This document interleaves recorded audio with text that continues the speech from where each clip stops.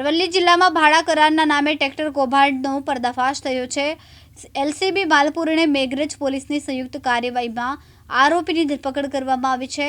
ખેડૂતો પાસેથી ભાડે લીધેલા ટ્રેક્ટરો સસ્તા ભાવે સૌરાષ્ટ્રમાં વેચી દેવાનો ખુલાસો થયો છે. અરવલ્લી જિલ્લામાં ભાડા કરાર ટ્રેક્ટર કૌભાંડમાં જિલ્લા પોલીસની મોટી સફળતા મળી. એલસીબી માલપુર અને મેઘરજ પોલીસની સંયુક્ત કાર્યવાહીમાં કુલ 6 આરોપીની અટકાયત કરવામાં આવી. પોલીસના જણાવ્યા મુજબ આરોપીઓ ખેડૂત પાસેથી ટ્રેક્ટરો ભાડે લેતા અને બાદમાં તે ટ્રેક્ટરોને સૌરાષ્ટ્રમાં સસ્તા ભાવે વેચી દેતા. માલપુર અને મેઘરજ પોલીસ મથકે નોંધાયેલી ફરિયાદના આધારે હાથ ધરાયેલી તપાસમાં પોલીસે 20 ટ્રેક્ટર, 1 જેસીબી અને 10 ટ્રોલી સહિત 4 કરોડથી વધુનો મુદ્દામાલ જપ્ત કર્યો. આ કેસમાં ઝડપાયેલા આરોપીમાં વિજય પ્રાંતવેલ, સુનિલ પરમાર, પ્રવીણ મસાર, કનુ ભરવાડ, કનુભાઈ પાંડોર અને વિપુલનો સમાવેશ થાય છે.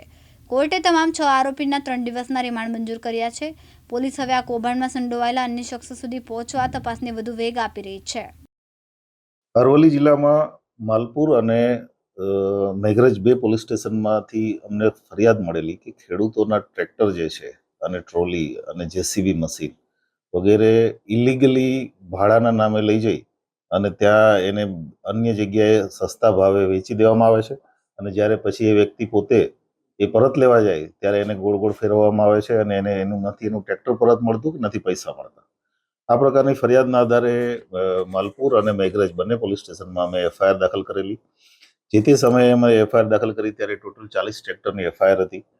પછી એમાં એડિશન થતું ગયું અને એફઆઈઆર દાખલ કર્યા પછી બંને પોલીસ સ્ટેશનની અલગ અલગ ટીમો અને જિલ્લાની એલસીબી આ બધા કામે લાગેલા અને ત્યારબાદ જે અલગ અલગ જગ્યાએથી, કારણ કે આ મોટાભાગના જે ટ્રેક્ટર છે એ સૌરાષ્ટ્રમાં અને આજુબાજુના જિલ્લાઓમાં વેચી દેવામાં આવેલા ઓછા ભાવે.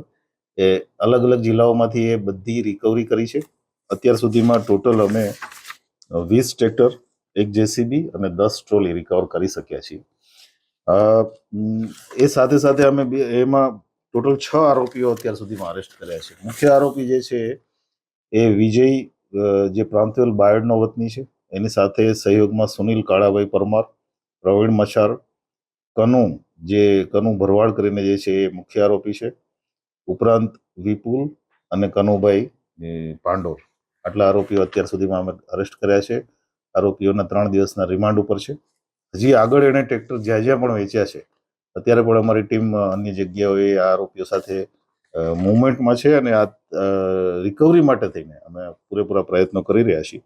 ટોટલ બંને પોલીસ સ્ટેશનમાં થઈ અને અમે લગભગ 4 કરોડની મુદ્દામાલની રિકવરી કરી છે. અને આપના માધ્યમથી લોકોને પણ અપીલ છે કે આવા પ્રકારના ફ્રોડના ભોગ બનેલા હોય ખેડૂતો કે કોઈ પણ લોકો, તો એ તાત્કાલિક પોલીસ સ્ટેશનના નજીકના પોલીસ સ્ટેશનનો સંપર્ક કરે. એક બીજું કે ભવિષ્યમાં ક્યારેય આવી પ્રકારની જે લાલચ આપીને જે ટ્રેક્ટર ભાડે લઈ જાય છે તો એના પ્રોપર ડોક્યુમેન્ટેશન વગર અને પ્રોપર લીગલ કાર્યવાહી વગર એને કોઈને પણ આવી રીતે ટ્રેક્ટરો કે કોઈ પણ સાધન સામગ્રી ભાડે ના. રતુલ પ્રજાપતિ, દિવ્યાંગ ન્યૂઝ, અરવલ્લી.